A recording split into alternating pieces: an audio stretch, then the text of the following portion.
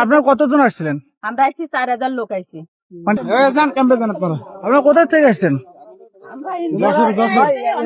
আমরা থেকে আমাকে ছাড়িছে, হ্যাঁ, তারপরে আমরা এখন বাংলাদেশে যাবো, আমাকে নামাই দিয়ে গেছে ওই জায়গায় বর্ডার ক্রস করে। আমরা চিনতে পারিনি, আমরা এই জায়গায় এসে দাঁড়িয়েছি।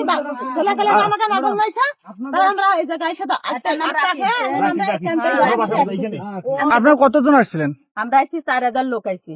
মানে এই বর্ডার দিয়ে কতজন পার হয়েছে? এই বর্ডার দিয়ে আমরা এই 3 জন আসছি। আমরা সিঙ্গল মানুষ বলে এই বর্ডার দিয়ে আমাদের ছাড়িছে। আর এর আগে যে 8 জনকে ধরলো, এর আগে 8 জন, ওদের আমরা চিনি না।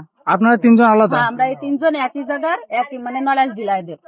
মানে ওই যে সময় ওই জায়গায় আমাকে রাখছে না, এই জন্য আমরা এদের চিনি না। নড়াইল জেলা বলতে বাংলাদেশি বাড়ি আপনাদের? হ্যাঁ, বাংলাদেশ। তাহলে ইন্ডিয়া থেকে যে আসলেন?